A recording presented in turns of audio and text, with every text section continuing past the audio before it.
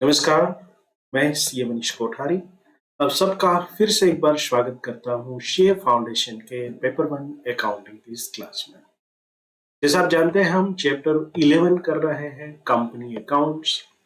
Unit 3 हमने start किया था जिसमें हमने करीबन 7 इलस्ट्रेशन देखे और इश्यू ऑफ डिबेंचर्स के बारे में जाना। आज हम एक और महत्वपूर्ण टॉपिक उसमें समझेंगे और बाकी के इलस्ट्रेशंस को कंप्लीट करेंगे। हमारा जो आज का टॉपिक है वो है issue of debentures as collateral security. Collateral security का मतलब क्या है? Collateral security means secondary or supporting security for a loan which can be realized by the lender in the event of the original loan not being repaid on the due date। मतलब कि अगर original loan है जो lenders ने दी है वो वक्त पर चुकाई नहीं जाती तो कंपनी जो है वो जो सपोर्टिंग सिक्योरिटी प्रोवाइड कर रही है, इसे सेकेंडरी और सपोर्टिंग सिक्योरिटी कहेंगे, उसको बेचकर जो लेंडर से अपने पैसे कलेक्ट कर सकते हैं, इसे कोलैटरल सिक्योरिटी कहते हैं। Under this arrangement, the borrower agrees that a particular asset or a group of assets will be realized and the proceeds therefrom will be applied to repay the loan in the event that the amount due cannot be paid। मान लीजिए कि company ने debentures issue किए हैं।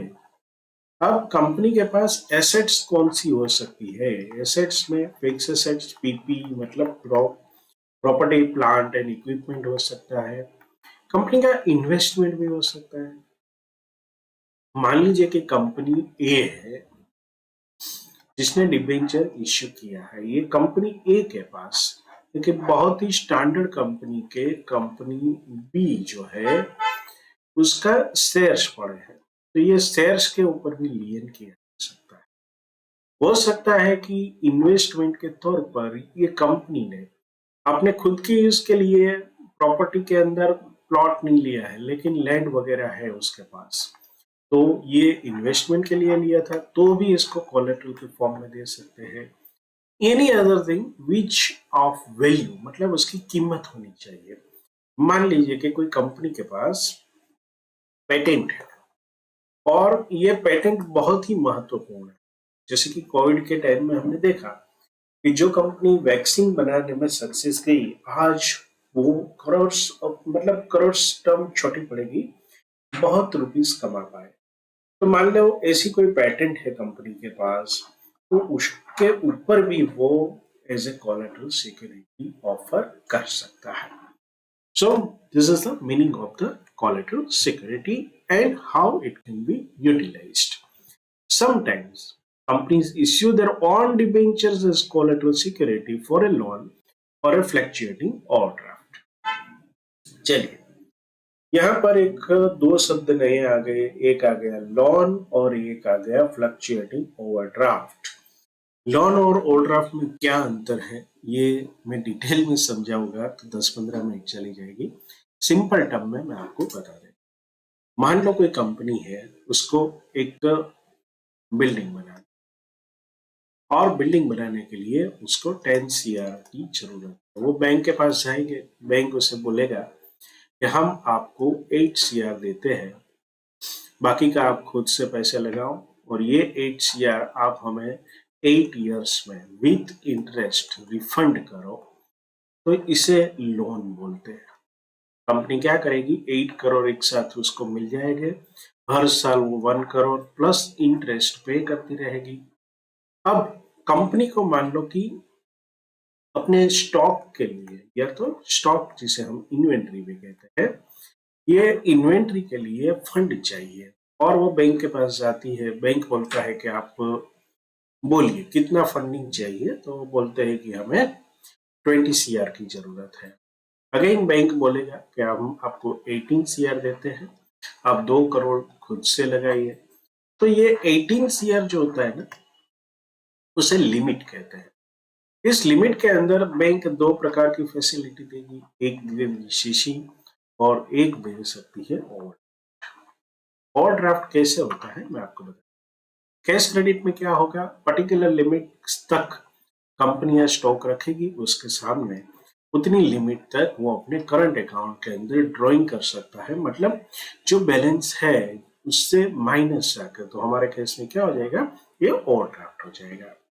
Apart from this overdraft क्या होता है कि मान लो कंपनी है, उसके पास कंपनी अपने क्लाइंट्स को मतलब परचेजर को बहुत सारा पीरियड 2 महीना या 3 महीने तक फाइनल मतलब उधार देता है, तो ये जो डेट रिसीवेबल है उसके सामने भी बैंक ओवरड्राफ्ट दे सकता है, इसे ओडीबीडी बोलते हैं, overdraft against book date.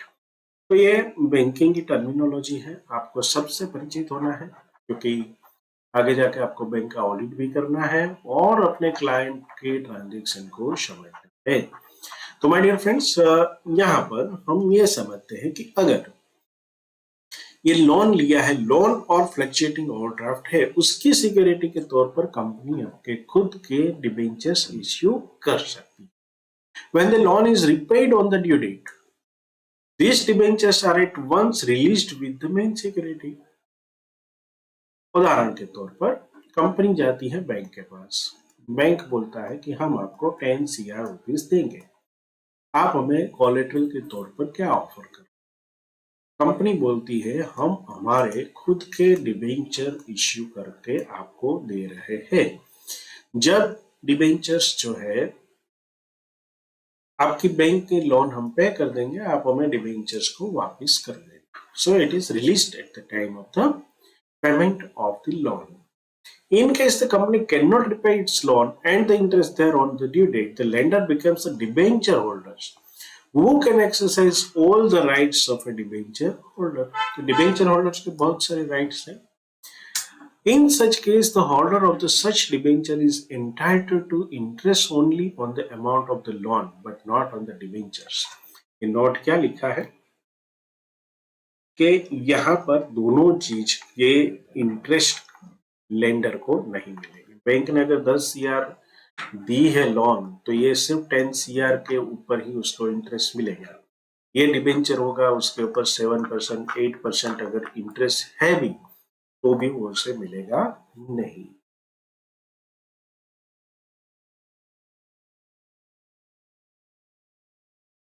Accounting entries कैसे की जाएगी? देयर आर 2 मेथड्स, दोनों अलग अलग मेथड है, समझ लेते हैं।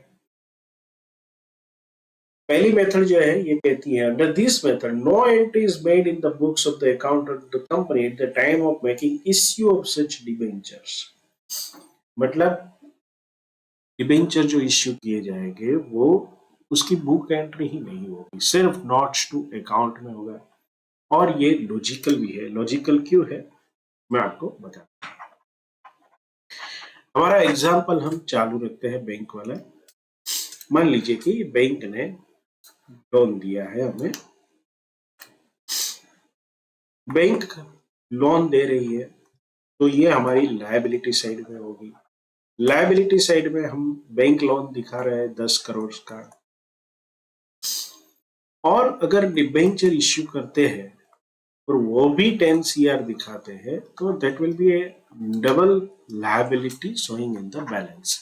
हकीकत में कितनी लायबिलिटी है? सिर्फ बैंक की। तो ये डिबेंचर इश्यू तो किए जाएंगे, लेकिन ये नोट्स टू अकाउंट में दिखाए जाएंगे, डायरेक्टली यहाँ पर लायबिलिटी साइड में नहीं होगा, क्योंकि ये लॉजिकल नहीं है। अब आगे, in the notes to account of the balance sheet, the fact of the debenture being issued and outstanding is shown by note under the liability secured। मतलब यहाँ पर हमारी जो लायबिलिटी है वो किस चीज की थी? बैंक लोन की थी। तो यहाँ पर जो हम नोट्स टू अकाउंट्स बनाएंगे उसमें लिखेंगे कि ये जो पर्टिकुलर बैंक लोन है 10 CR का, इसके सामने इतनी अमाउंट के डिबेंचर्स इश्यू किए गए हैं। चलिए, तो अब हम बनाते हैं एक इलस्ट्रेशन को देख लेते हैं। X limited obtained A loan from IDBI.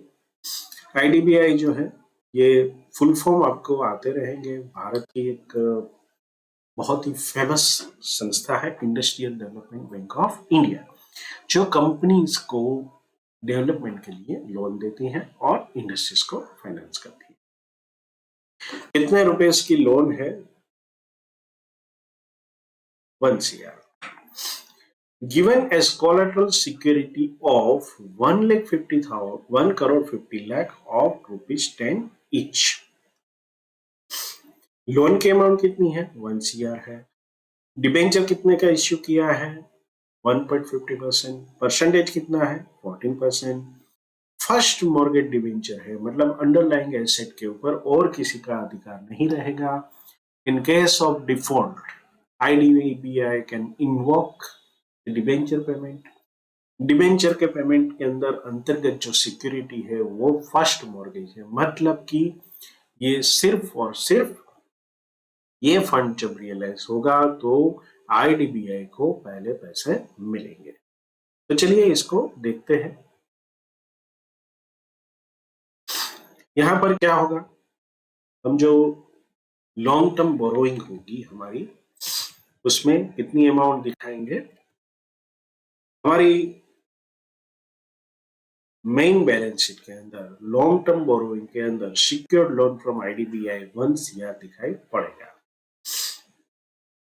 अब नोट्स टू अकाउंट जब हम बनाएंगे तो ये नोट्स टू अकाउंट में क्या लिखेंगे कि ये IDBI की 1 CR वाली लोन है, उस collaterally secured by issue of 1.5 CR for 14% first mortgage debenture. तो ये नोट के कारण लोगों को पता चलेगा कि ये जो लोन है वो अनसिक्योर्ड नहीं है, it is backed by the debenture which has a first mortgage. तो यहां पर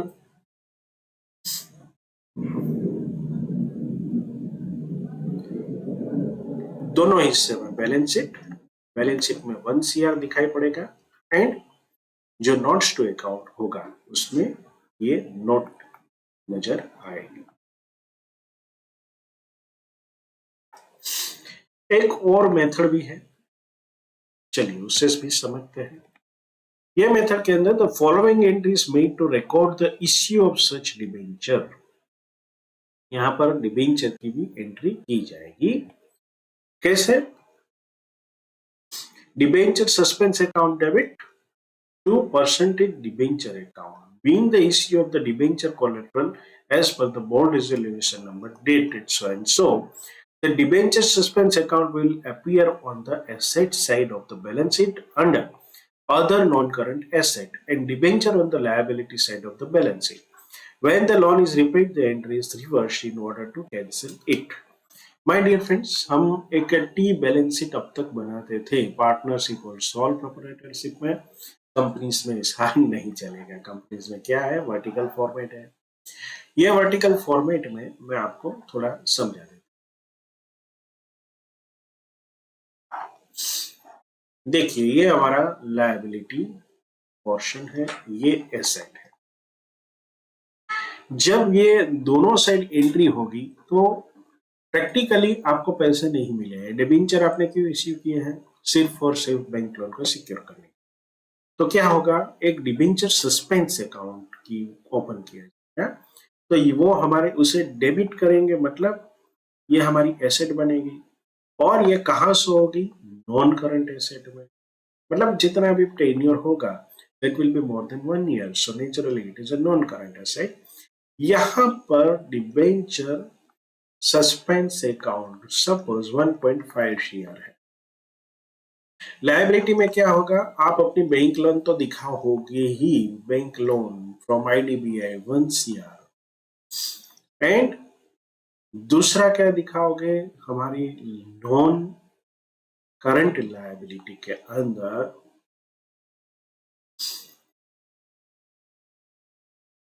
14% डिबेंचर। तो ये जो डिबेंचर होगा 1.5 CR का। अब आप देखेंगे कि प्रैक्टिकली 1 करोड़ की लोन के लिए ये बैलेंस शीट जो है दोनों साइड 1.5 CR से इन्फ्लेटेड हो रहा है। प्रैक्टिकली ये मेथड जो है बहुत प्रचलित नहीं है। अगर आपको एंट्री डालनी है तो आप इस तरह से डाल सकते हो, ऐसा इसमें कहा गया है। तो चलिए देखते हैं आगे क्या लिखा। Taking the same information on the illustration 8, the entry on issue will be as follows. तो जर्नल के अंदर डिबेंचर सस्पेंस अकाउंट डेबिट, साथ में 14% first mortgage debenture account credit 1 CR 1.5 CR। अब देखिए नॉन करंट लायबिलिटी में हमें क्या दिखाई पड़ेगा, लॉन्ग टर्म बोरोइंग, ये 2.50 है। 2.50 का ब्रेकअप हमें कहाँ दिखाई पड़ेगा, नोट्स टू अकाउंट्स में। तो नोट्स टू अकाउंट में एक है आईडीबीआई की लोन और दूसरा है 14% डिबेंचर। यहां पर नोट्स टू अकाउंट में ये भी लिखा जाएगा कि ये issue of 15 lakh 40% first debenture is collateral security as per the contra entry. Contra माने दोनों साइड की गई एंट्री। तो आप देखेंगे कि फिर एक और एंट्री है that is on asset side. तो current asset non current asset में हमारा क्या होगा, 1.50 CR आ जाएगा। जैसे यहां पर बैंक ने लोन दी है तो क्या होगा, कैश एंड कैश इक्विवेलेंट या तो बढ़ेगा या तो फिक्स एसेट बढ़ेगा, पीपीई बढ़ेगा। मान लो कि ये लॉन्ग टर्म बोरोइंग दिया है हमें आईडीबीआई ने, वो कोई मशीनरी परचेस करने के लिए दिया होगा, तो नॉन करंट एसेट पीपीई यहाँ 1 करोड़ बढ़ सकता है, या तो हम ये मान लेते हैं कि उन्होंने कैश दिया है, हम खुद परचेस करेंगे, फिर उसका बिल्स वगैरह सबमिट करेंगे आईडीबीआई को। तो अभी कैश दिया है तो हमारे बैंक अकाउंट में 1 करोड़ बढ़ गया, तो ये हमारा बैलेंस शीट तो यहाँ पर टेली हो गया। अब देख सकते हैं वर्टिकल फॉर्मेट में अभी हमें सब कुछ करना है। और नोट्स टू अकाउंट में हम क्या कर रहे हैं, ये हमें पता चलेगा कि ये 2,50,000 में क्या है, एक तो आईडीबीआई का loan 1 CR and 14% first mortgage debenture. Debenture क्यों इश्यू किया गया है, specifically purpose for the collateral of the bank loan. अब यहाँ पर आईसीआई ने एक नोट लगाई है, उसे समझ लें। Should and should not that the method 1 is much more logical from the accounting point of view, therefore it is advised to follow method 1। मतलब ये कॉन्ट्रा एंट्री दोनों साइड एसेट और लायबिलिटी साइड को इन्फ्लेक्ट करने की आवश्यकता नहीं है, आप सिर्फ और सिर्फ नोट्स टू अकाउंट में मेथड 1 को फॉलो करके दिखा सकते हो। चलिए एक और पॉइंट आते हैं, issue of the debenture in consideration other than for cash. ऐसी ही कुछ चीजें हम इश्यू ऑफ शेयर में समझ चुके हैं, यहाँ पर भी सेम चीज है, कुछ मतलब चेंज नहीं है। Just like shares, debenture can also be issued for consideration other than for cash, such as for purchase of land machinery. In this case the following entries are passed. जो भी हमारी assets होगी, मान लो कि हमने machinery purchase के लिए लिया है, तो क्या होगा, sundry asset account will be debited. Now credit किसको करेंगे, सन्ड्री लायबिलिटी अकाउंट, अगर लायबिलिटी कुछ है तो, नहीं तो वेंडर अकाउंट्स। यहाँ पर लायबिलिटी एज्यूम्ड का मतलब क्या है कि हम जो डिबेंचर इश्यू करेंगे उसका पूरा ब्यौरा बाद में आएगा। वेंडर अकाउंट डेबिट करेंगे, यहाँ पर जो हमने इश्यू करना है डिबेंचर, उतनी अमाउंट का टू डिबेंचर अकाउंट को इश्यू करने।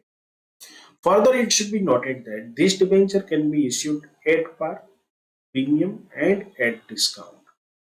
तो जो अभी हमने एंट्रियां सीखी वो कोई भी हो सकती है। In each case, the second entry for issue of debenture would be done accordingly. Number of debentures to be issued is calculated as follow। ये समझ लीजिए, ये इंपॉर्टेंट है, क्यों इंपॉर्टेंट है वो भी आप समझ जाएंगे। मान लीजिए कि when debenture are issued at par, तो नंबर ऑफ शेयर्स है वो कितने इश्यू करने पड़ेंगे, number of shares equal to purchase consideration. ये शेयर माने आपको डिबेंचर ही समझना है, purchase consideration divided by par value। When debenture are issued at premium, the debenture at par, ये यहाँ पर किस चीज के बात की जा रही है कि हमें कितना इश्यू करना है। तो परचेज कंसिडरेशन मैं आपको एक एग्जांपल से समझा देता हूँ, तो ये इजी रहेगा। मान लो कि आप 100 सीआर जो है,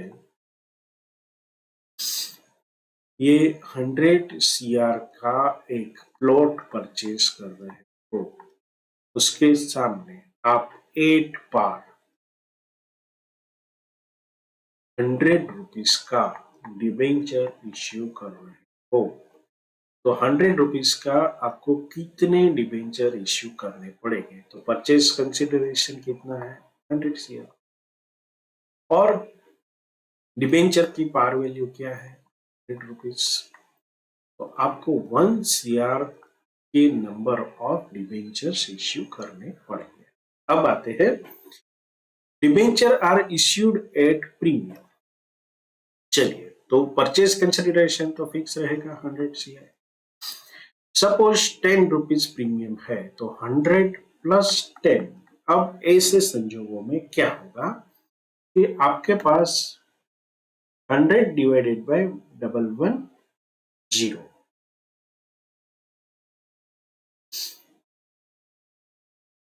तो यहां पर आप 0.909 सीआर जितने अमाउंट के नंबर्स के डिबेंचर इश्यू करोगे। उल्टा यहाँ पर debenture are issued at discount, तो डिस्काउंट माइनस करते हैं, तो ये 100 सीआर है। 100 माइनस, मान लीजिए 10% डिस्काउंट दे रहे हैं, तो ये 10 हो जाएगा। तो 100 डिवाइडेड बाई 90, तो नंबर ऑफ डिबेंचर्स हम कितना इश्यू करेंगे? 100 डिवाइडेड बाई 90, 1.11 सीआर, मतलब इतने डिबेंचर्स हमें इश्यू करने पड़ेंगे। ये कैलकुलेशन बहुत ही महत्वपूर्ण है, तो इसे ध्यान से आप देख लें। अब हम आते हैं इलस्ट्रेशन नंबर 10 की ओर। X company limited issued 10,000 debentures, 14% debentures है, नॉमिनल वैल्यू कितनी है? 50 lakhs है। As follows, to sundry personnel for cash at 90% of the nominal value of 25 lakh rupees, to a vendor for purchase of fixed asset worth rupees 10 lakhs। यहाँ पर कितने जो debentures है वो 12,50,000 नॉमिनल वैल्यू। अब कोई एक बैंकर है, to the banker as collateral security for a loan of 10 lakh, उसमें 12.50 लाख नॉमिनल वैल्यू के डिबेंचर्स दिए हुए। देखिए, अब इसको आप थोड़ा समझ लीजिए। पहला जो किस्सा है वो डायरेक्ट पेमेंट वाला है, पास नेसेसरी जनरल एंट्रीज करनी है। तो पहला जो किस्सा है वो क्या है? ये जनरल पब्लिक को दिया हुआ है 90% ऑफ द नॉमिनल वैल्यू, मतलब एट डिस्काउंट पर दिया हुआ है। यहां पर डिबेंचर की वैल्यू दी गई है, नंबर ऑफ डिबेंचर्स हमें ढूंढना है। तो चलिए शुरू करते हैं जनरल एंट्री। पहली जनरल एंट्री है बैंक अकाउंट,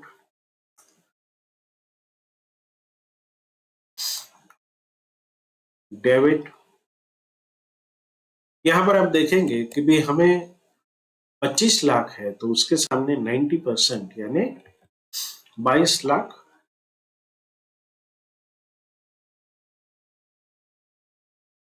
22,50,000 रुपया जो है वो हमें प्राप्त होगा बैंक से, और ये हम किसको क्रेडिट करेंगे?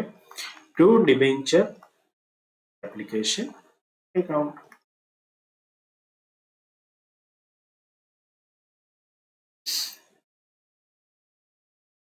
अभी इसमें हम कितना से मतलब डिबेंचर इश्यू करेंगे? कुल 10,000 है। यहां पर मतलब हर एक की वैल्यू कितनी है? 50 lakhs डिवाइडेड बाय 10,000।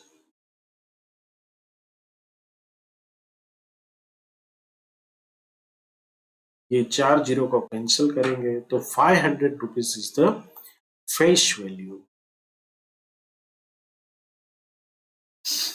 कुल मिलाकर कितने डिबेंचर हमने इश्यू किए? 25 लाख डिवाइडेड बाय 500।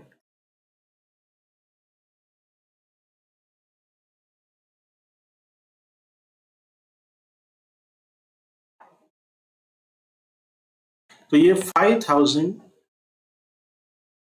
डिबेंचर्स हम इश्यू करेंगे। अब देखिए इसकी वैल्यू कितनी बनती है, 22,50,000 डिवाइडेड बाय 5000, उसका मतलब है @450 यह तो 500 रुपीज का है, 10% डिस्काउंट 450 के रुपीज पर हमने इश्यू किया है।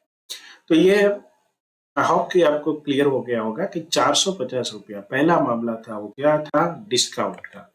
ये किसको दिया है, जनरल पब्लिक को। अब आते हैं दूसरी चीज, तो ये vendor for purchase of fix asset worth ₹10 lakh, यहाँ पर नॉमिनल वैल्यू क्या है, 12,50,000 है। 12,50,000 है, उसका मतलब क्या है कि हमने उसे प्रीमियम पे दिया है। ओके, तो यहाँ पर एक और एंट्री अभी हमने बाकी है, ये इश्यू वाली, इसको पूरी कर लेते हैं। डिबेंचर एप्लीकेशन अकाउंट डेबिट 22,50,000, ये हमने 25 लाख के इश्यू किए हैं, जो डिफरेंस है 2,50,000 का, उसे हम क्या कहते हैं, discount on issue of debentures. Debentures की वैल्यू क्या है, परसेंटेज 14% टू 14% डिबेंचर अकाउंट। तो यहां पर हमने 5000 डिबेंचर्स इश्यू किए।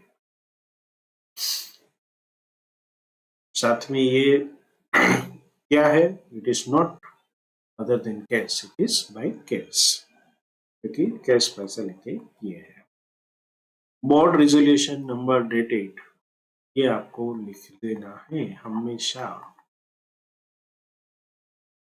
अब दूसरी जो चीज है वो देख लेते हैं, क्या हुआ है, हमने फिक्स एसेट लिया है, तो यहाँ पर पहला तो हमारा फिक्स एसेट अकाउंट डेबिट होगा 10 लाख से,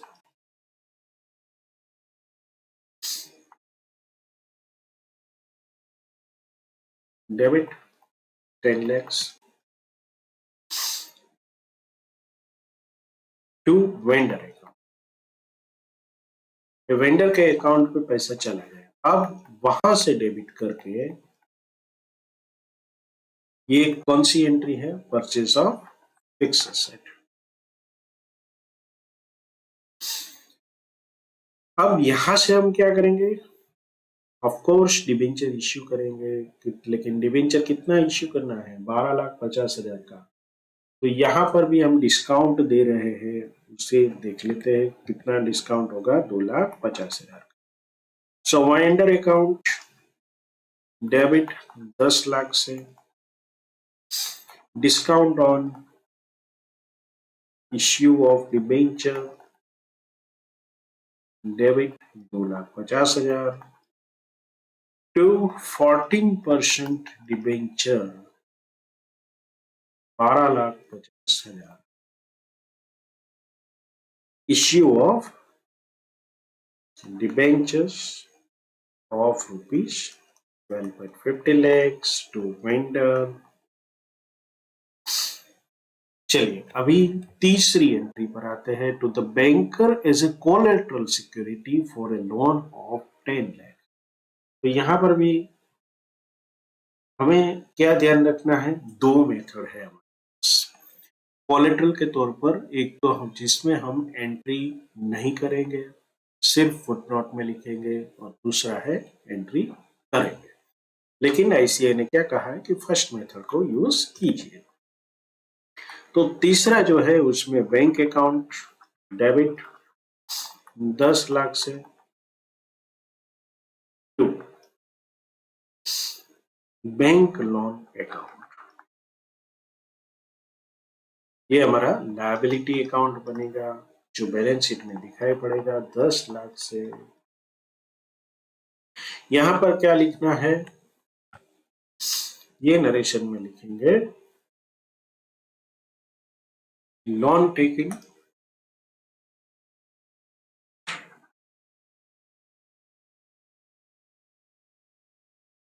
from so and so bank issuing debentures of rupees 12.5 as collateral security. यहां पर आपको एक और नोट भी लिखना है। ये नोट क्या कहेगी? नोट में आपको बताना है कि भाई ये जब आपने मेथड 1 का इस्तेमाल किया है, as per the method 1,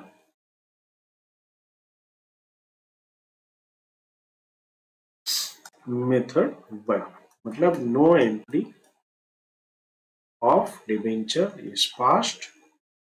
however, आपको यहाँ पर आपका पूरा नॉलेज बताना है कि अगर मैं यहाँ पर एंट्री नहीं करता हूं तो मैं इसे नोट्स टू अकाउंट में दिखाऊंगा।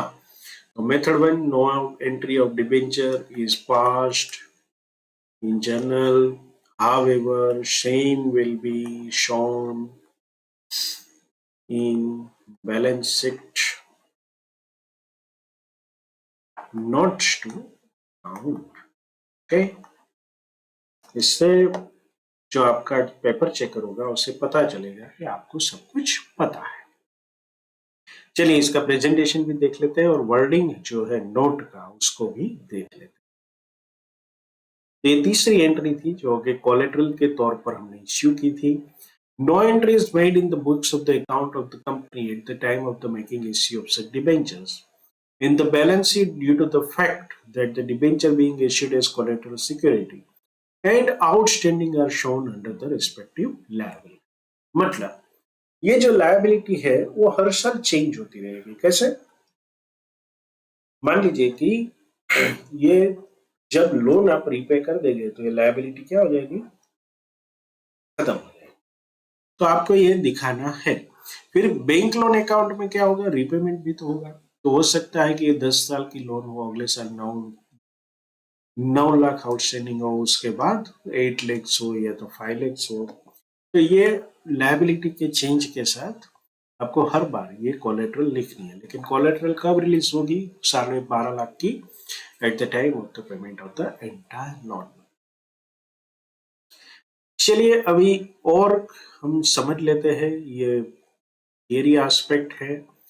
Treatment of discount loss on issue of debenture, मतलब जो भी हमने डिस्काउंट दिया है या तो लॉस हुआ है ऑन इश्यू ऑफ डिबेंचर, उसको किस तरह से अकाउंट फॉर करेंगे, हमारे बुक्स में किस तरह से उसकी एंट्री होगी, प्रॉफिट एंड लॉस पर क्या इम्पैक्ट होगी, ये हमें देखना है। The discount on issue of debenture is amortized over a period between the issuance date and redemption date। मतलब डिबेंचर का जो पीरियड है उस दौरान इसको amortize कर दिया जाएगा।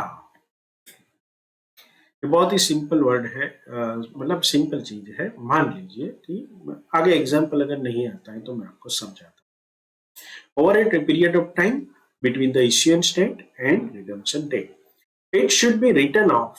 रिटर्न ऑफ मतलब हर बार एक्सपेंस को डेबिट करके इसको कम कर देना है। In the following manner depending upon the terms of redemption. If the debentures are redeemable after a certain period of time, say at the end of the 5 years, the total amount of the discount should be written off equally throughout the life of the debentures, applying the SLM method. The main advantage of this method is that it spreads the burden of the discount equally over the years. अब मैं आपको समझा दूं। मान लीजिए कि 100 rupees के debenture है, इसमें 5 रुपीज डिस्काउंट दिया गया है और 5 साल का टेन्योर। तो क्या होगा?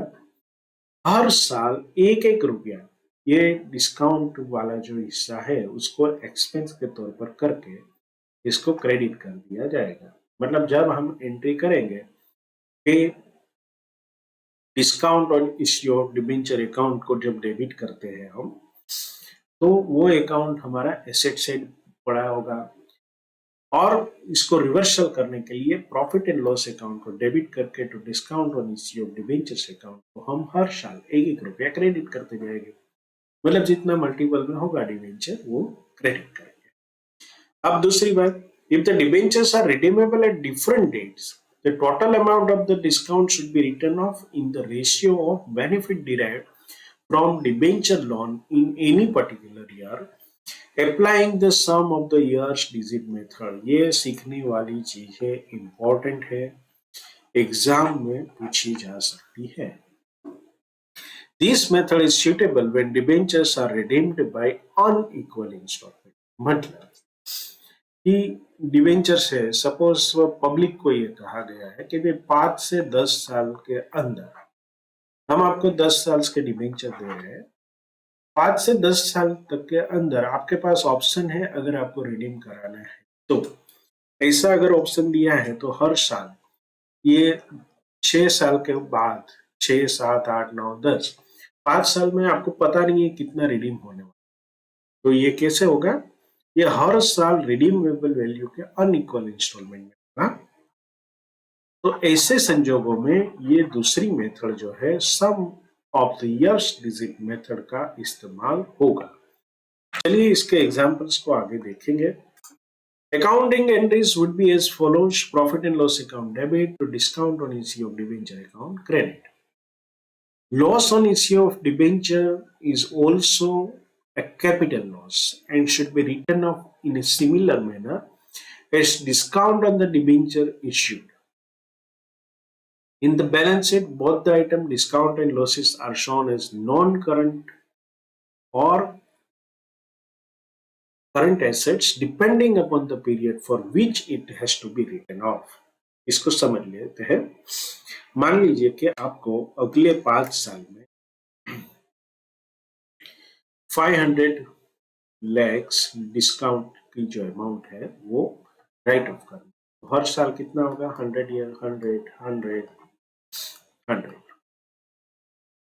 एक है वो 1 साल के अंदर आपको एंट्री डालनी है, तो ये क्या होगा? करंट एसेट होगी. बाकी की क्या होगी? Non current asset. दूसरे साल क्या हो जाएगा? ये तो एक पहले साल चला गया. दूसरे साल क्या होगा? ये 100 करंट एसेट बनेगा और 300 क्या बन जाएगा? Non current assets. तो इस तरह से ये सर्कल चलता रहेगा. अब आते हैं इलिस्ट्रेशन नंबर 11. इलिस्ट्रेशन क्या क्या कहता है? NTC limited issued 1,12% debentures of ₹100 each at 94 on 1st Jan 22. मतलब ये डिस्काउंट पर दिया गया है 6 रुपए इसका, या तो 6%. Under the term of the issue, the debentures are redeemable at the end of the 5 years from the date of issue. Calculate the amount of the discount to be written off in each of the 5 years. Great. ये बहुत ही simple है, लेकिन इसका presentation मैं आपको जो कहूँगा, ICI ने जिस तरह से किया है वैसा टेबल मेथड में करना है. क्यों? क्योंकि इसका कैलकुलेशन बहुत इजी है. देखिए 1 लाख डिबेंचर से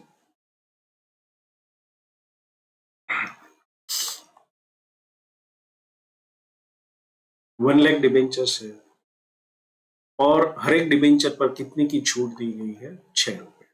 तो कुल मिलाकर 6 लाख रुपया जो है आपको राइट ऑफ करना है.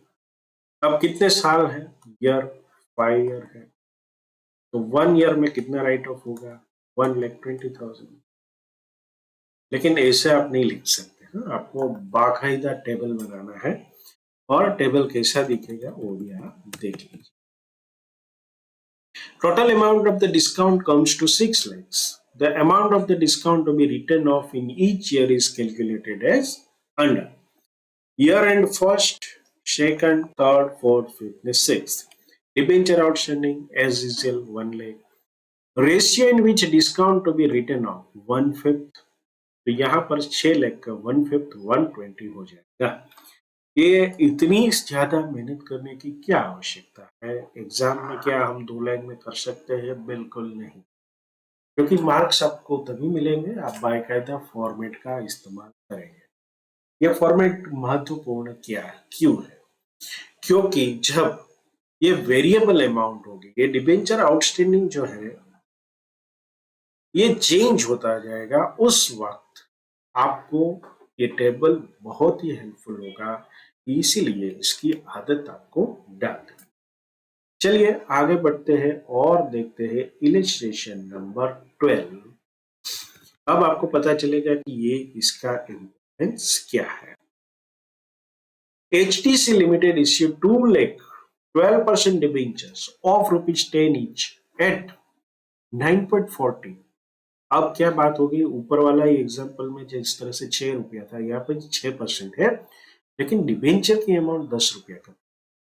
On 1st January 22, under the terms of the issue, 1/5 of the debentures are annually redeemable by drawings. The first redemption occurring on 31st December 2022. Calculate the amount of the discount to be written off from 22 to 26। चलिए, अब ये बहुत ही interesting बन चुका है, इसका calculation करते हैं।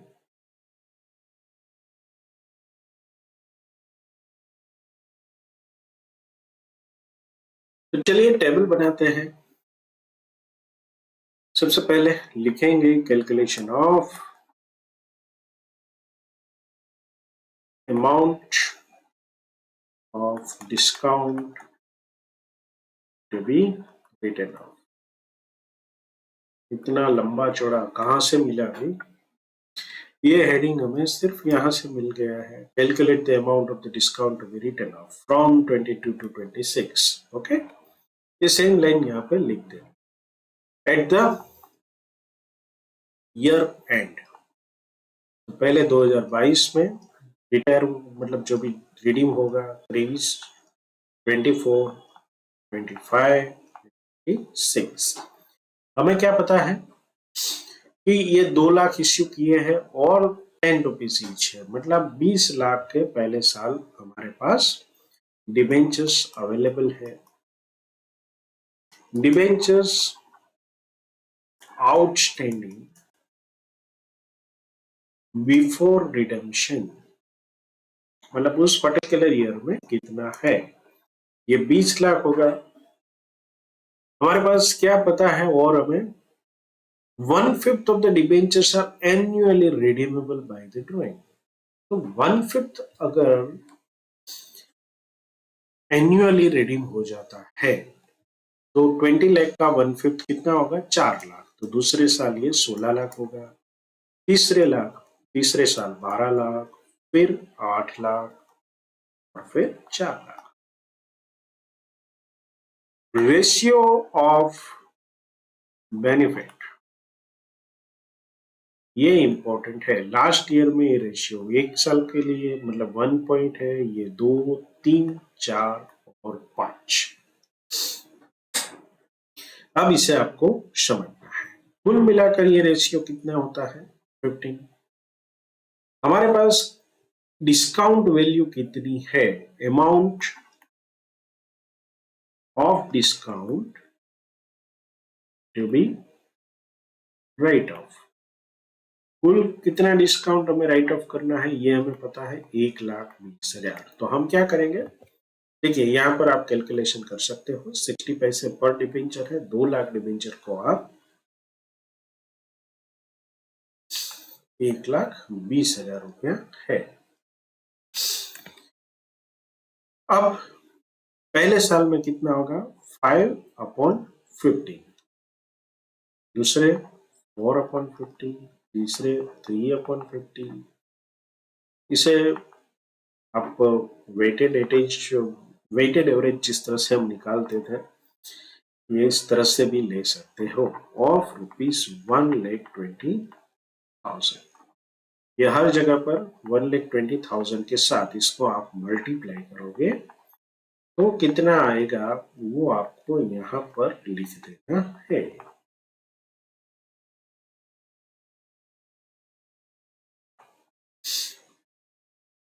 पहला जो होगा उसमें क्या होगा, ये 40,000 बनेगा, इसको 5 को कट करेंगे तो 3 बनेगा, नीचे 1/3 ऑफ 1,20,000 40,000। अब बहुत सिंपल है, इसका आप 20% इसको कट कर दो तो ये भी सेम रेशियो में आ।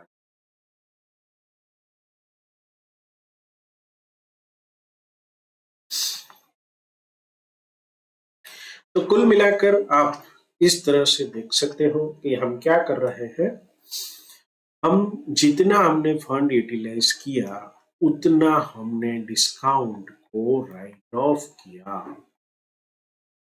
ये प्रोपोर्शन सेम है, यहाँ पर 20 लाख है तो यहाँ पर 40,000, ये 16 लाख के सामने 32,000। आप अगर इसका परसेंटेज निकालना चाहो तो भी समझ सकते हो कि कितना परसेंटेज है।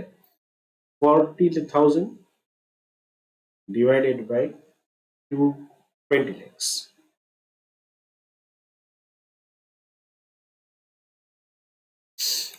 तो ये 2% जो है that is the right of amount. ये हर साल आप 2% के आधार पर ये कर रहे हैं। चलिए इसका प्रेजेंटेशन देख लेते हैं और अगले मुद्दे पे आते हैं। चलिए अब आपको टेबल बनाने का फायदा समझ में आ गया होगा, तो प्रेजेंटेशन हमेशा इस तरह से करना है। अब बात होती है इंटरेस्ट ऑन डिबेंचर्स की। Interest payable on coupon debenture is treated as a charge against the profit of the company. ये कूपन डिबेंचर नया शब्द है, कूपन का कुछ मतलब नहीं है। सिंपल कूपन यानी इंटरेस्ट रेट जो भी है उसे कूपन भी कहा जाता है। So interest payable on coupon debenture is treated as a charge against the profit of the company.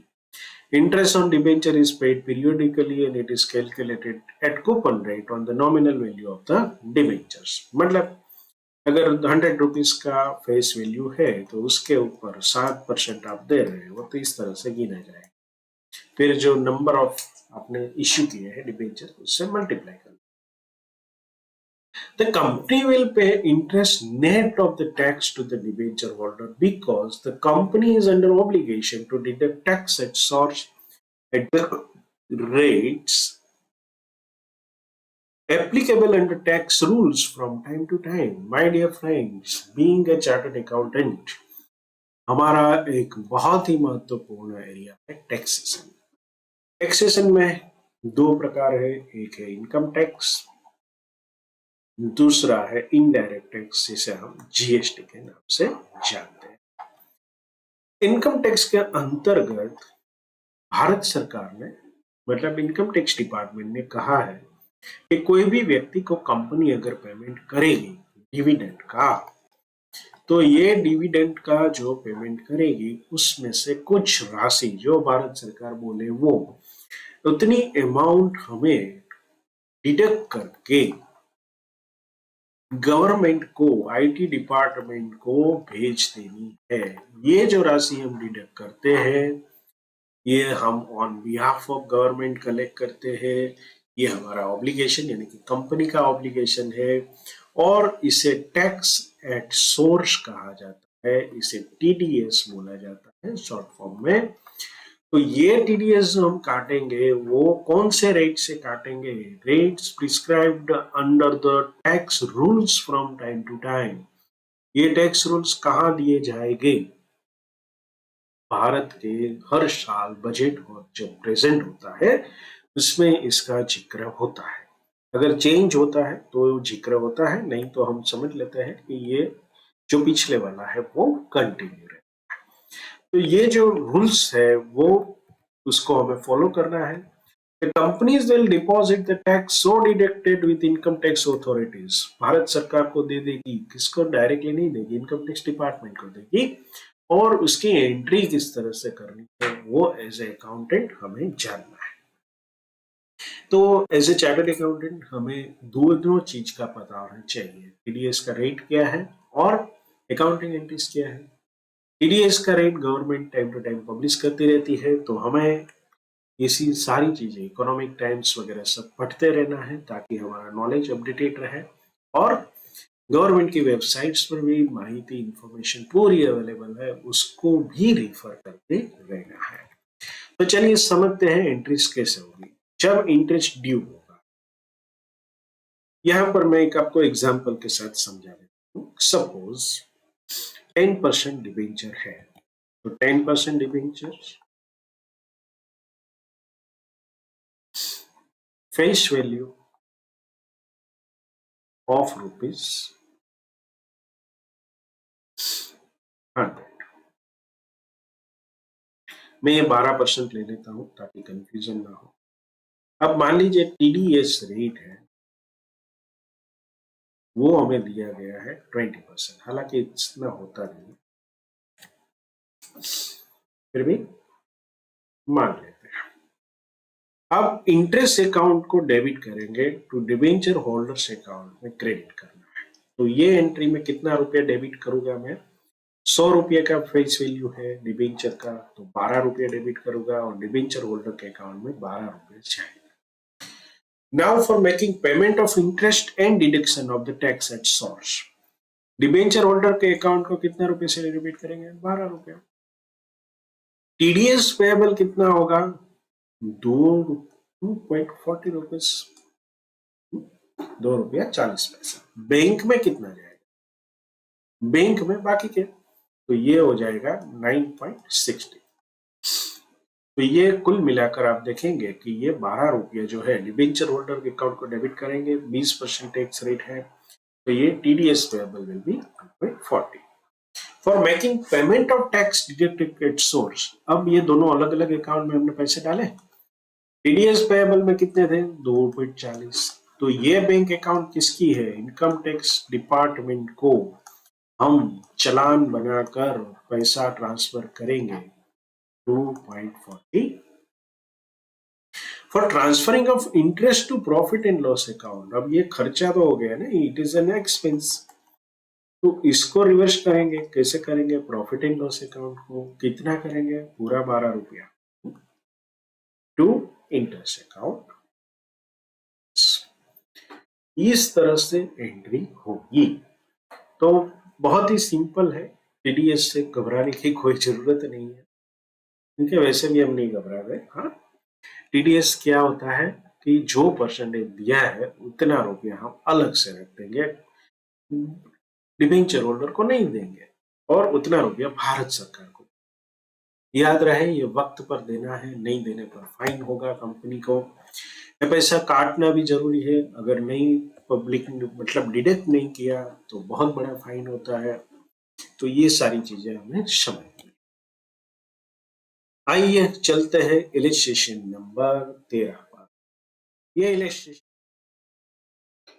a company issued 12% debenture of the face value of rupees 10 lakh at a 10% discount, मतलब 9 लाख रुपया लेकर 10 लाख के debenture issue किए हैं on 1st 2019। Debenture interest after deducting tax at source at the 10% was payable on 30th June and 31st December every year। मतलब साल में 2 बार interest पे किया जाता है, और ये इंटरेस्ट जो होगा वो 6 महीने का पे करते हैं तो आधा होगा। मान लीजिए 10 लाख के ऊपर 12% के हिसाब से साल में 1,20,000 इंटरेस्ट होता है, तो ये 60,000 रुपीज इंटरेस्ट पेड किया जाएगा, जिसमें से टीडीएस 6,000 रुपीज डिडक्ट किया। चलिए, इतना हमें पता चला। All the debentures were to be redeemed after the expiry of 5 years of the period at 5% premium। तो ये 5% प्रीमियम पर करना है, तो 10 लाख के ऊपर 5% अगर हम करते हैं तो ये कब होगा? Naturally it will be 50,000 rupees। Past general entries for the accounting year 2022। My dear friend, यहाँ पर जो हमें इसका सॉल्यूशन दिया है उसमें इश्यू जो है वो इसी साल में दिखाया गया है, तो इसे आप करेक्ट कर लेना, 2022 कर लेना, और एक साल की ये एंट्री देनी है, पूरी नहीं देनी। तो चलिए चलते हैं इसके सॉल्यूशन की ओर। बहुत ही सिंपल है, कुछ ज्यादा सोचना नहीं है। कौन सी डेट को होगा? 1st January 2022। बैंक अकाउंट में कितने रुपए आएंगे? 10% डिस्काउंट है, 9 लाख आएंगे। चलिए, अभी डिस्काउंट 10% यानी कि डिस्काउंट है 1 लाख रुपीस। प्रीमियम पेड करने वाले हैं 50,000, 5%। So discount and loss on issue of debenture account कितना होगा? 1,50,000। इनमें से 2 12% डिबेंचर को कितना रुपया आप देंगे? 10 लाख। बाकी के 50,000 to premium on redemption of debenture account को दे देंगे। चलिए, तो ये आपने क्या किया? फॉर इश्यू ऑफ डिबेंचर, ये हमारी पहली एंट्री थी। अब इसी साल में 6 महीने के बाद 30/6 को हम इंटरेस्ट पे कर रहे हैं। डिबेंचर इंटरेस्ट अकाउंट डेबिट कितना रुपया होगा? 60,000, 12%, 10 लाख के ऊपर। किसको देंगे? To debenture holders account. कितना रुपया? 54,000। फिर टू टीडीएस अकाउंट कितना रुपया देंगे? 6,000। मैं यहाँ टीडीएस लिख रहा हूं, आपको टैक्स डिडक्टेड एट सोर्स ऐसा पूरा लिखना है। ये हमने किसकी एंट्री की? अभी तक पैसे दिए नहीं है। हाँ, ये सिर्फ नॉशनल एंट्री हमने की है हमारी बुक्स में, अभी किसी को पैसा दिया नहीं है। Interest payable on debenture. अब पेमेंट भी कर देते हैं, लगे हाथ 30/6/2022।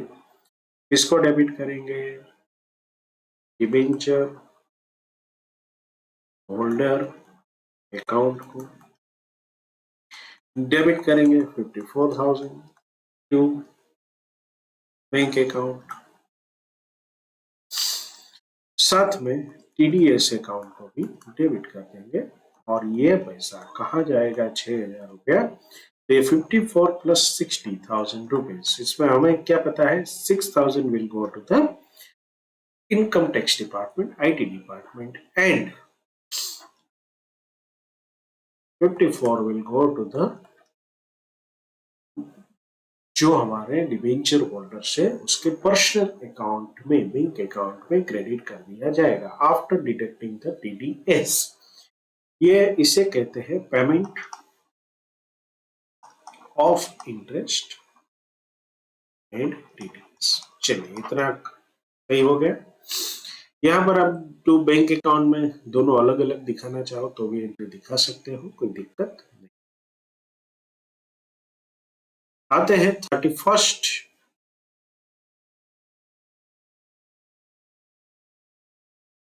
22 को। इसमें ये जो एंट्री हमने की उसे रिपीट करना है। सिर्फ debit 60,000 to debenture holder account 54,000 to TDS account 6,000। ये इसे क्या कहेंगे? इंटरेस्ट पे। लेकिन इंटरेस्ट पे भी तो करना पड़ेगा, तो कर देते हैं, कोई दिक्कत नहीं है। Debenture holder account TDS account debit 54,000, 6,000, 60,000 to bank account. ये एक्चुअल पेमेंट है।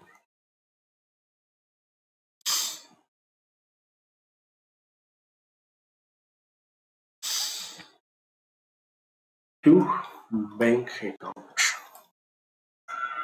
Payment of interest and TDS. अभी जो एंट्री होगी वो हमारे लिए और सीखने लायक है, क्योंकि हमने 2 इंटरेस्ट पेमेंट किए हैं, 60,000 वाले 2। तो ये कहां से पैसे लाएंगे? Profit and loss account, profit and loss account. ये 31 दिसंबर की एंट्री चल रही है, ईयर एंड की।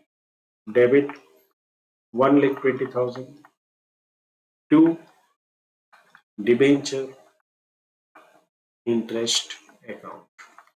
कितने साल के लिए हमने डिबेंचर इश्यू किए हैं? 5 साल के लिए। कितना लॉस सहा है? 1,50,000। स्ट्रेट लाइन मेथड पर चलेंगे तो क्या होगा? हर साल 30,000 रुपीज हमें इसको राइट ऑफ करना है या तो एमोर्टाइज करना है।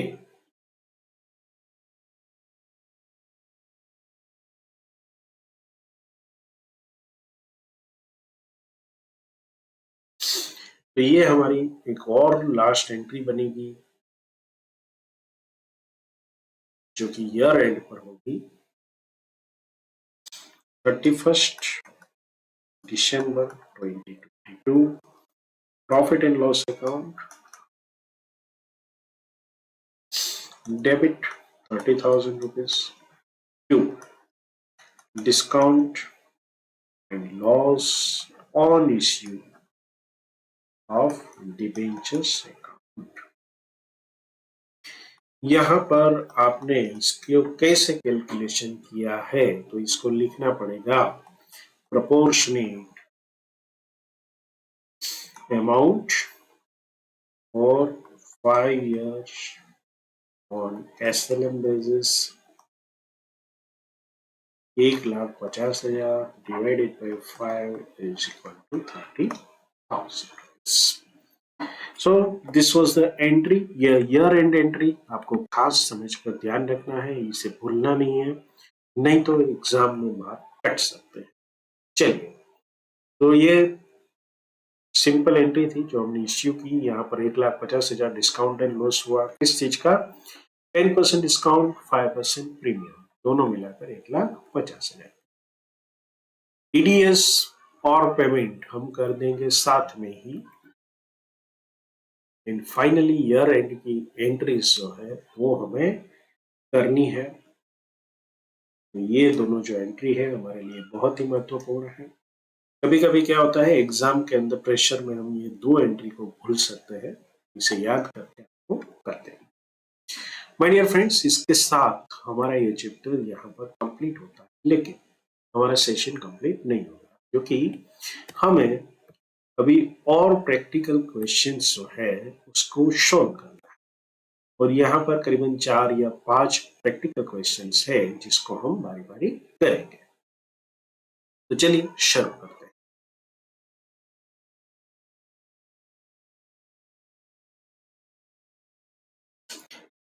Country Crafts Limited issued 1,08% debenture of ₹100 each at a premium of 5%, payable fully on application and redeemable at a premium of ₹10, pass necessary journal entry at the time of issue। तो यहाँ पर हमें इसका वर्किंग दिखाना है। तो चलिए शुरू करते हैं।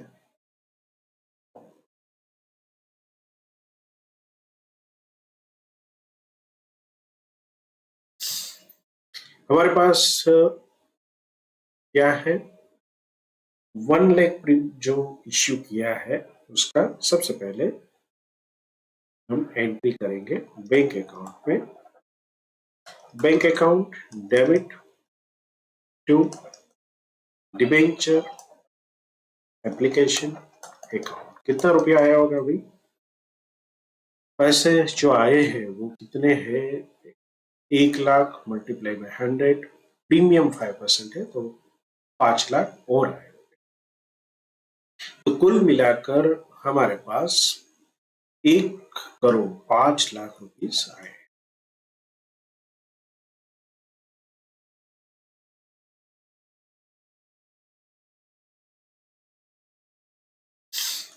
अब यहाँ पर आप पूरी अमाउंट को लिख सकते हो, कोई दिक्कत वाली बात नहीं है। 1,05,000, 1,05,00,000।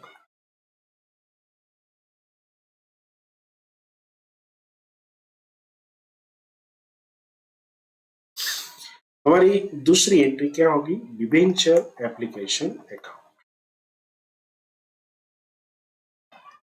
डेबिट। यहां पर हमें क्या ध्यान रखना है कि loss on issue of debentures कितना हुआ है।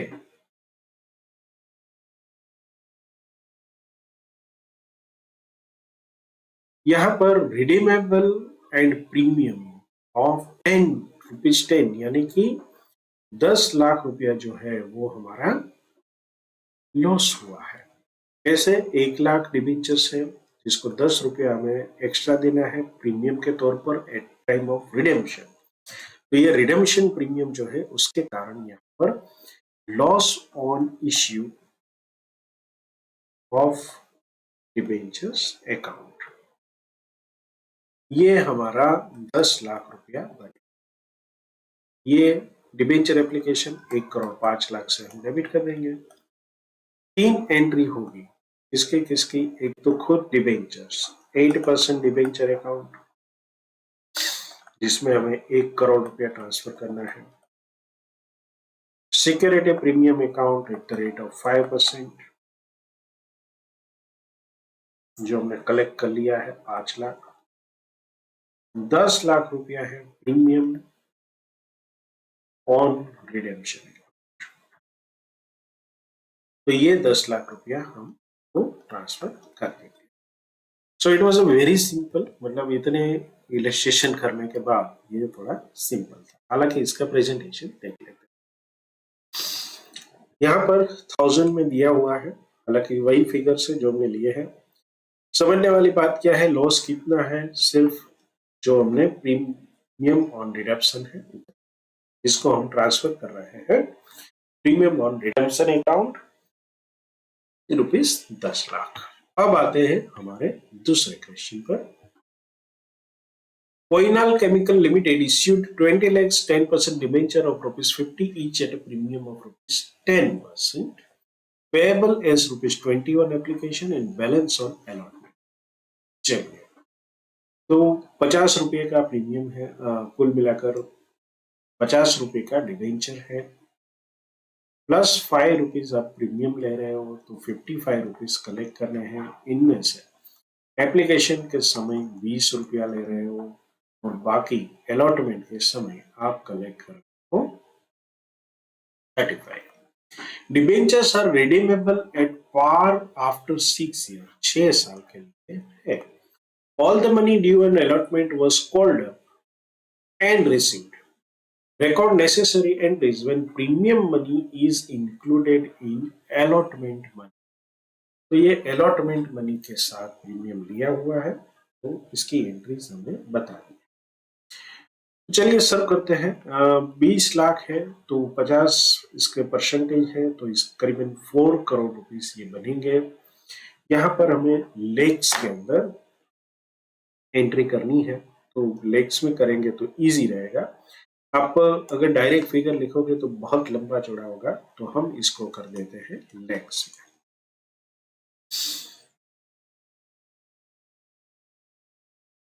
बैंक अकाउंट डेबिट, कितनी अमाउंट है इसको लेक्स में करते हैं तो 20 multiply by 40, 20 multiply by 50, so 400 rupees debit to debenture application account. ये 400 रुपीज आ गए। अब डिबेंचर एप्लीकेशन अकाउंट को डेबिट करके हम ले जाएंगे उसको 10% डिबेंचर अकाउंट, तो ये हमारी दूसरी एंट्री बनेगी। दोनों की डेट नहीं दी है, हम ज्यादा कुछ नहीं कर सकते, लेकिन ये एप्लीकेशन डेट होगी, ये अलॉटमेंट डेट होगी, इतना आपको बता रहा।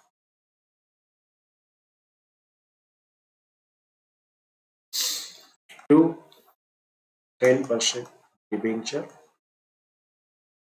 400 रुपीज, मनी ट्रांसफर तो 400 जो है वो क्या है। चलिए अब अलॉटमेंट करना है। अलॉटमेंट के समय कितना रुपया मिलेगा, 35 रुपीज पर डिबेंचर है तो 20 मल्टीप्लाई बाय 35, तो ये 700 हो जाएगा। डिबेंचर अलॉटमेंट अकाउंट को पहले डेबिट करते हैं, बैंक में पैसे फिर मंगवाते हैं, तो ये अलॉटमेंट हो जाएगा 700 टू 10% डिबेंचर अकाउंट, इसमें 600 रुपया जाएगा, एंड 2 सिक्योरिटी प्रीमियम जो कि 10% है वो चला जाएगा 100 रुपीज। जब पैसा आएगा तो क्या होगा, bank account debit 700 rupees, 2 debenture allotment account credit 700। So this is the entry। चलिए इसका भी प्रेजेंटेशन देख लेते हैं, बहुत सिंपल है, कुछ ज्यादा सोचना नहीं था। जनरल एंट्रीज 400 एंड उसके बाद 700। चलिए अब आते हैं हमारे क्वेश्चन नंबर 3 की ओर। तो थोड़ा सा ये इसका वर्किंग हटा देता हूं यहां से ताकि कंफ्यूजन ना हो आगे। एग्जाम में पेपर में आपको कुछ नहीं लिखना है, अगर लिखते हैं तो पेंसिल से लिखना। Kapil limited issued 50,000 12% debenture of ₹100 each. Premium of 10% payable in full on application by 1st March 22। कुछ चिंता की बात नहीं है, पूरा पेमेंट एक साथ कर देना है। Issue is fully subscribed and debentures were allotted on 9th March। 9 मार्च को अलॉटमेंट भी हो गया। Pass necessarily journal entries including cash transaction, तो ये कैश ट्रांजेक्शन भी हमें दिखाना है। तो चलिए शुरू करते हैं।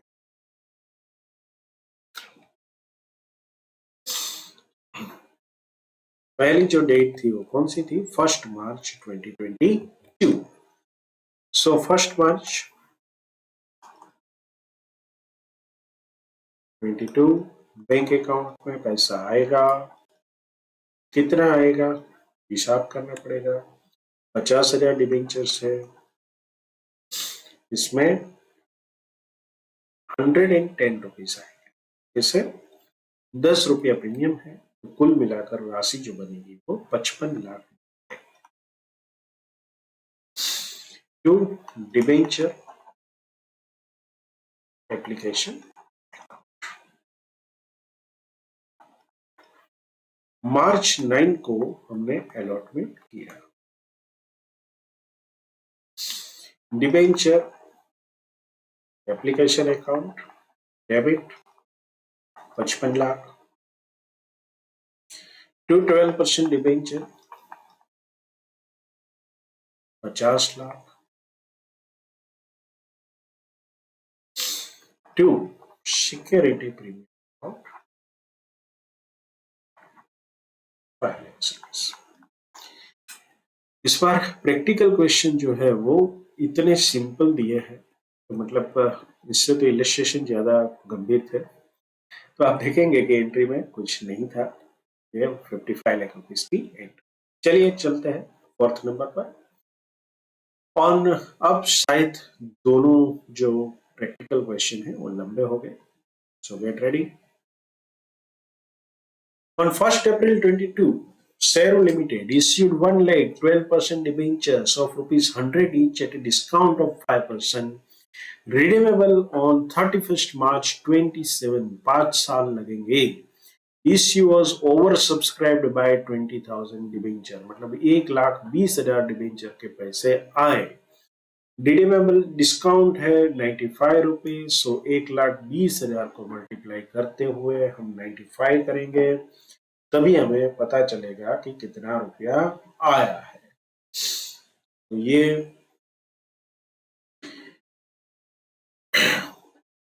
जो 20,000 शेयर्स थे वो were refunded their money, 20,000 को वापिस करना। Interest is paid annually on 31st मार्च, हर साल ये 31st मार्च को इंटरेस्ट प्रीपेड कर दिया जाएगा। अब हमें क्या करना है, you are required to prepare journal entries at the time of the issue of the debenture. दूसरा, discount on issue of debenture account, चलिए ये भी हो जाएगा। Interest account and debenture holder account assuming TDS is deducted at 10%। तो यहां पर जो तीसरा ऑप्शन है उसमें क्या लिखा है, कि ये जो पैसे हमें देने हैं उसकी हमें पूरी अकाउंट देनी है पूरे 5 साल की, जहां तक ये रिडीम नहीं हो जाता 31 मार्च 27 का। तो दोनों अकाउंट के हमें पूरा ब्यौरा देना है तीसरे नंबर। तो चलिए ये भी कर लेंगे। सबसे पहले करते हैं जनरल एंट्रीज। जनरल एंट्रीज बहुत ही सिंपल है।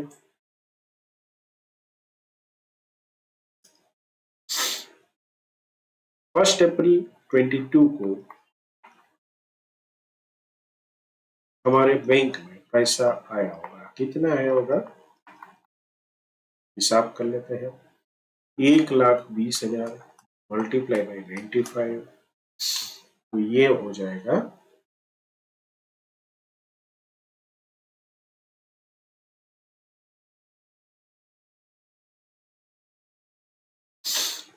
ये पैसे 1 2 3, उसके बाद 00, 1,14,00,000 रुपीस आए।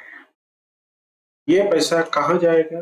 सिंपल है, एप्लीकेशन अकाउंट में ही हम ले जाते हैं हर बार टू डिबेंचर एप्लीकेशन अकाउंट। इसमें लॉस जो है वो हमें बेयर करना है। चलिए ये बेयर कर लेते हैं लॉस को। डिबेंचर एप्लीकेशन अकाउंट को डेबिट करेंगे। Debit 1,14,00,000। Discount on issue of debentures account. कितना डिस्काउंट दिया है देख लेते हैं।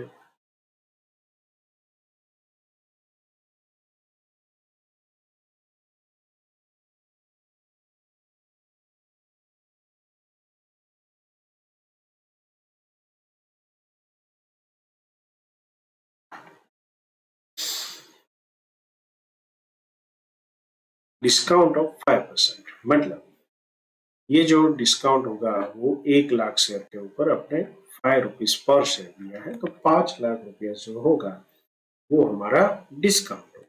चलिए इसको डिस्काउंट दे देते हैं।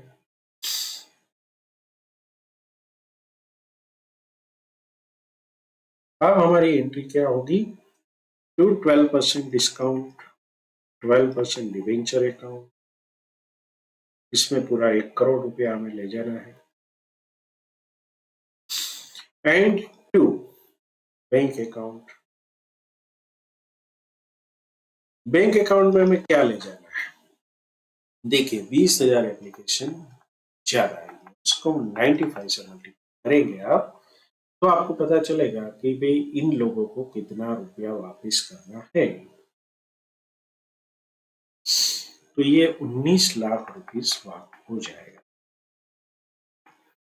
तो यहाँ पर हमारा हिसाब भी टेली हो जाता है। 1,19,00,000, यहाँ पर भी 1,19,00,000।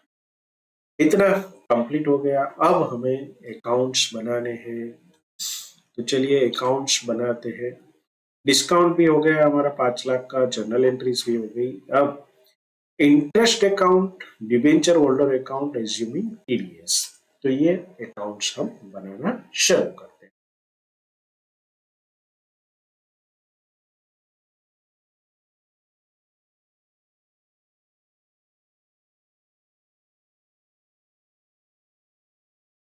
हमारा जो सेकंड पॉइंट है, अब स्टार्ट करते हैं। Discount on issue of debenture account. ये अकाउंट हमें बनाने के लिए बोला गया है। बहुत ही सिंपल है। Discount on issue of debenture. हमने जनरल एंट्री में देखा कि कितना डिस्काउंट है, 5,00,000 रुपीस। तो चलिए 5,00,000 रुपीस जो है वो हमारा डेबिट हो जाएगा। कौन सी डेट को हो जाएगा? 1/4 को, लेकिन टू 12% डिस्काउंट अकाउंट। ये अमोर्टाइज करते हैं हम 5 साल के लिए, इसका पीरियड है। तो हर साल 1,00,000 रुपया जो है वो प्रॉफिट एंड लॉस से हम, यहाँ पर ये 23 है माइनर बाय P&L, 1,00,000 रुपीस हमारे पास आ जाए। तो अब इसका बैलेंस कितना बचेगा on 31st 23, that will B 4,00,000 rupees. ये अकाउंट लंबा चौड़ा है लेकिन बहुत ही इजी है। 1/4/23 टू बैलेंस ब्रॉट डाउन 4,00,000, मतलब एक साल बदल गया। 31st मार्च 24 एक साल बदल गया। By P&L 31st March 24 by balance carry down, ये 1,00,000 है, यहाँ पर 3,00,000, टोटल 4,00,000 है। अब आते हैं 1/4/24 में new balance brought down 3,00,000। 31st March 25 31st March 25 by P&L profit and loss account 1,00,000 rupees हमारे पास आए। तो जो बैलेंस हम कैरी डाउन करेंगे वो 2,00,000 का करेंगे, टोटल हो जाएगा 3,00,000। 1/4/25 को क्या होगा, 2,00,000 रुपीस हम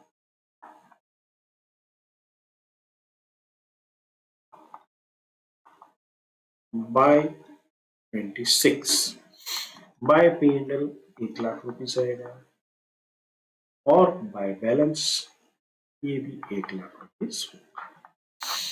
तो ये 2,00,000 रुपीस हम मिलाकर। अब आगे बढ़ते हैं और 26 को हम ट्रांसफर करेंगे सिर्फ 1,00,000 रुपीस। तो ये 1,00,000 रुपीस हम ट्रांसफर करेंगे 1/4/26 को टू बैलेंस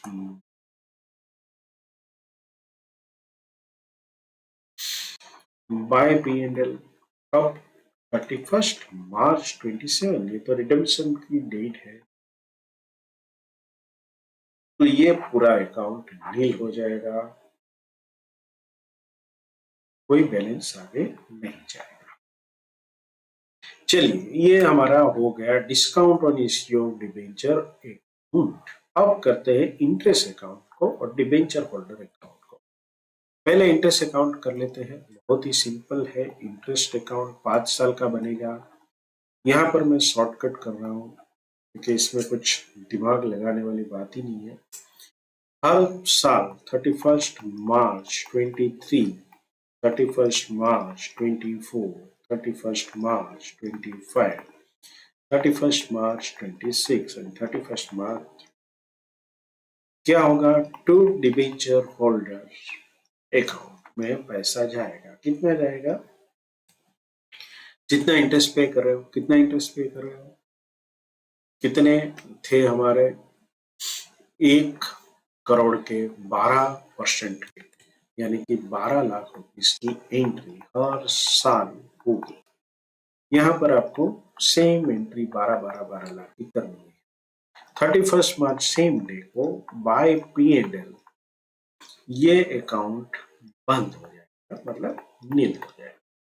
तो यहाँ पर भी आपको 12 लाख की एंट्री करनी है, तो इसमें कुछ ज्यादा सोचना नहीं। एग्जाम में मेरी तरह आप शॉर्टकट नहीं कर सकते, आपको पूरी एंट्री देनी है। अब जो है वो इंपॉर्टेंट है डिबेंचर होल्डर अकाउंट। इसमें एक ही कंसेप्ट है कि TDS काटना है, डिबेंचर होल्डर्स अकाउंट। मान लो TDS का कोई उल्लेख ही नहीं है, तो भी नोट छोड़ के आना कि भाई आपने TDS का रेट नहीं लिखा इसलिए TDS नहीं काटा है, अदरवाइज मैं जानता हूं कि इसमें TDS काटना होता है। तो कितना TDS कटेगा, सिर्फ 10%। तो ये सबसे पहले डिबेंचर होल्डर्स अकाउंट में पैसे आएंगे, कब आएंगे, 31st मार्च को बाय इंटरेस्ट अकाउंट। कितने आएंगे, 1,20,000। 2 लोगों को उसी दिन पेमेंट कर दिया जाएगा। कितना कितना, 2 डिबेंचर्स होल्डर्स अकाउंट 10% TDS यानी कि 12,000 टू TDS अकाउंट, बाकी बचे 1,08,000 हम ट्रांसफर कर देंगे TDS सॉरी बैंक अकाउंट। तो यहां से इसका पेमेंट चला जाएगा और ये TDS अकाउंट भी बैंक में जाता है, लेकिन ये बैंक में TDS पेमेंट के तौर पर जाएगा। सेम एंट्री 5 बार आपको लिखनी है, 31 मार्च, 24, 25, 26 नहीं 27। So this was a long sum, मैंने छोटा कर दिया मेरे लिए, लेकिन आपको पूरा लिखना है। चलिए प्रेजेंटेशन देख लेते हैं ICI का। General InBook of the share limited, bank account, जो डिवेंचर एप्लीकेशन अकाउंट, लॉस जो है 5 लाख का है, इसका अमोर्टाइज किया गया 1-1 लाख में, 5 साल के अंदर वाइप ऑफ कर दिया गया। तो ये हमारा second point, discount on issue of debentures account को हमने राइट ऑफ किया। अब इंटरेस्ट अकाउंट, उसमें हर बार इतनी एंट्री है और एक्सटेंचुटरी लायबिलिटी हमारे ऊपर है, जो ये ऑब्लिगेशन हम पूरा करते हैं, दैट इज TDS। 10% के आधार पर हमने TDS को कट करके भारत सरकार को इनकम टैक्स डिपार्टमेंट को भेज दिया।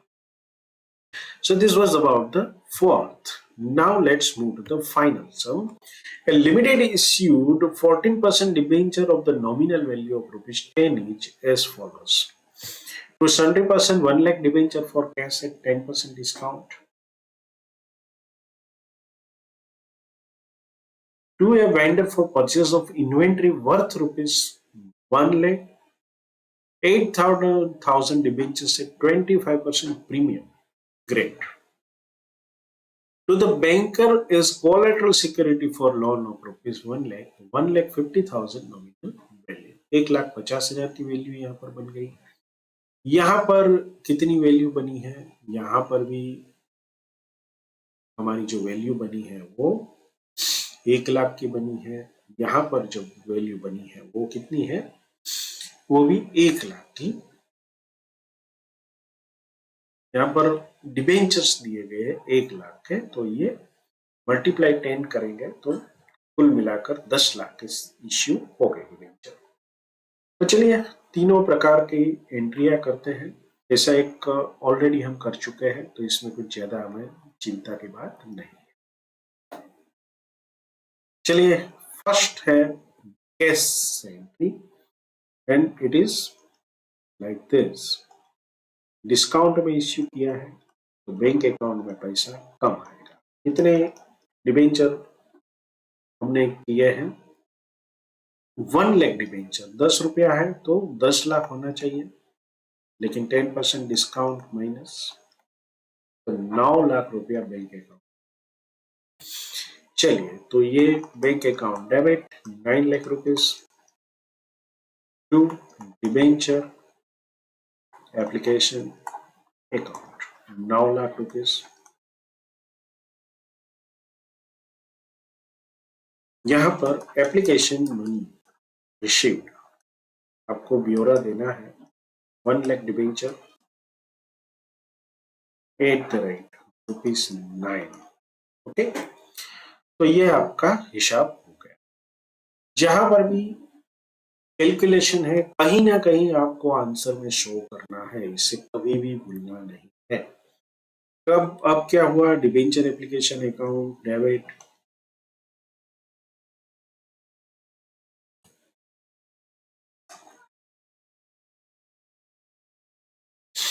कितने से करेंगे? 1 लाख से। Discount on issue of debenture कितने का होगा? 1 लाख का। ये 9 लाख है, ये 1 लाख है। 2 14% debenture account, that is 10 lakh. 1 lakh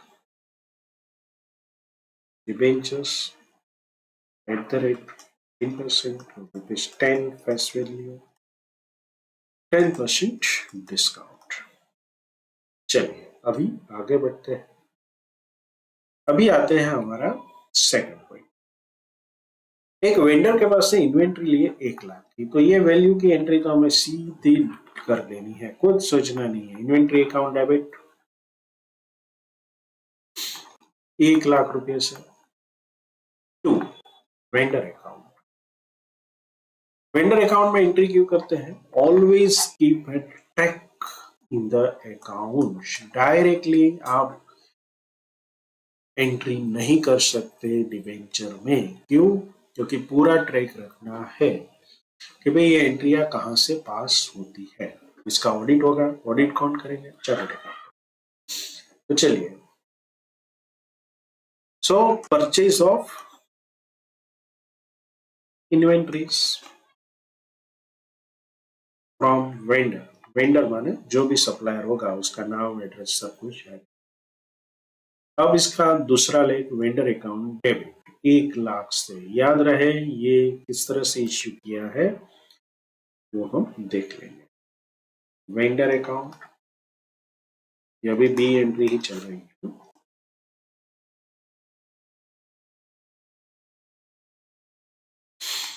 14% debenture account. ये सिर्फ 80,000 रुपए का हमने किया है। तो क्या लिखा है यहाँ पर? 8,000 डिबेंचर्स, 8,000 डिबेंचर मल्टीप्लाई 10, यानी कि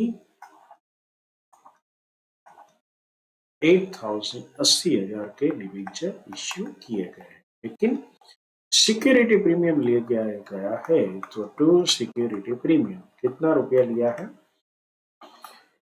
25% लिया है। 25% मतलब 80,000 का 25% होगा 20,000। तो ये 1,00,000 पूरा टेल। अभी हमारे पास नंबर सी की एंट्री आती है। यहां पर आपको याद रखना है, क्या याद रखना है? Method 1 and 2। यहां पर to the banker is collected security for a loan of ₹1,00,000। कोई एक लोन की एंट्री आएगी। 1,50,000 नॉमिनल वैल्यू जो है वो नॉट्स टू अकाउंट में लिखा जाता है। तो चलिए इसको हम देख करते हैं एंट्री। बैंक अकाउंट डेबिट, यानी कि बैंक में पैसा आ गया। कितना है? 1,00,000। टू बैंक लोन अकाउंट, यहाँ पर लिखना है सी नोट या तो working note number show and show 1,00,000 rupees. Description में क्या लिखेंगे? लोन ₹1,00,000 टेकन और debenture issued as collateral security of ₹1.50 lakh. इतना लिखने के बाद सुंदर हस्ताक्षर में, मेरे जैसे नहीं, हाँ, बहुत ही फाइन हस्ताक्षरों में लिखना है। क्या लिखना है वो मैं आपको बता देता हूं। चलिए, तो ये हमारा 5th क्वेश्चन भी यहाँ पर पूरा हो जाएगा। यहाँ पर हम एंट्री क्यों नहीं करते हैं बुक्स में? क्योंकि उसका कोई मीनिंग नहीं है। No entry is made in the books of the account of the company at the time of making issue of such debenture in the balance sheet due to the fact that the debentures being issued as collateral security and outstanding are shown under the respective liability। इसका हमने illustration already कर रखा है, तो हम knots to account ये दिखाएंगे। My dear friend, अभी हमारे पास एक और चीज बाकी है और इसे हम कहते हैं ट्रू एंड फॉल्स।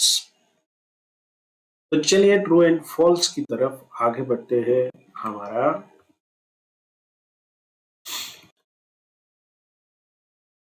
कुल मिलाकर 10 ट्रू एंड फॉल्स है। Let's start.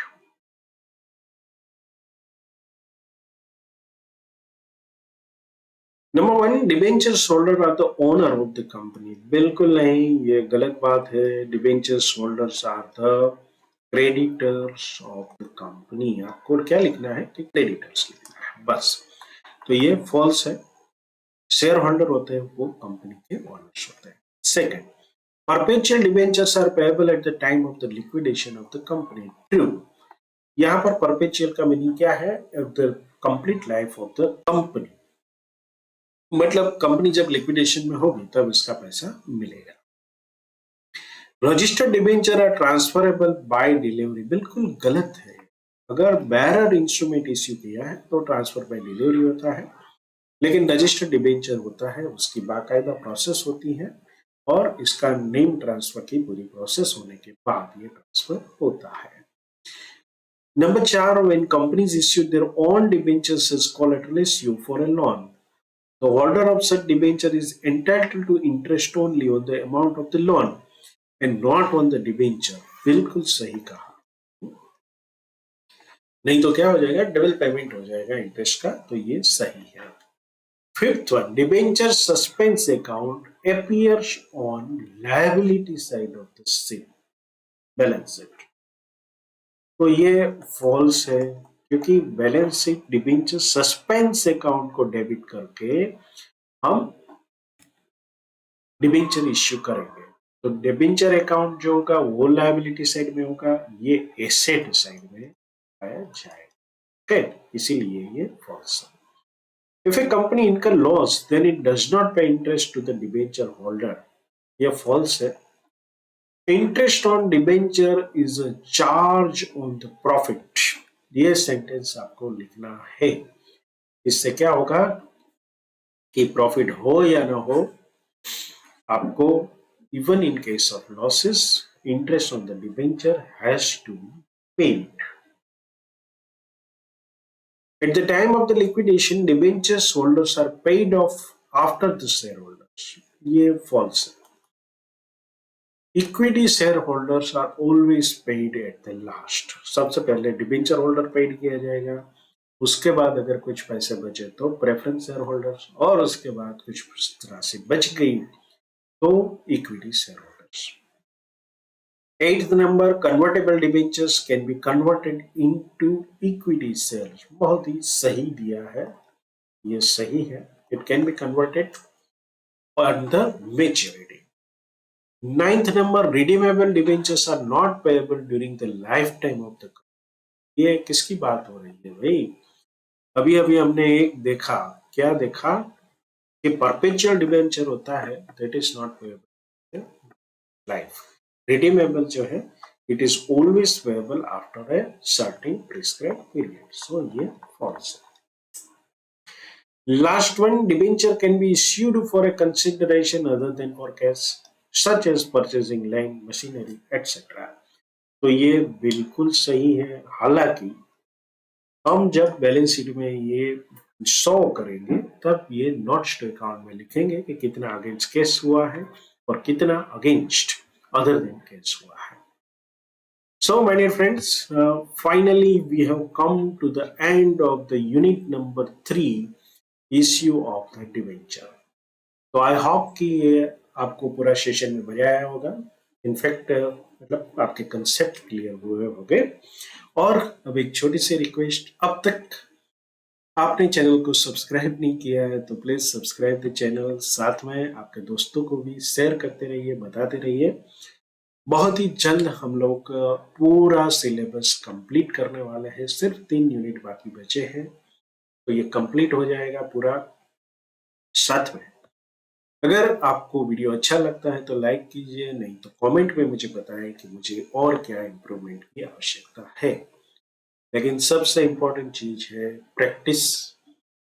प्रैक्टिस करते रहिए, क्योंकि अकाउंटिंग के अंदर बिना प्रैक्टिस के आप एग्जाम में वक्त गवाएंगे। जितनी प्रैक्टिस करेंगे एग्जाम में आप कॉन्फिडेंस के साथ पेपर को पूरा। So all the best and keep practising. Thank you very much.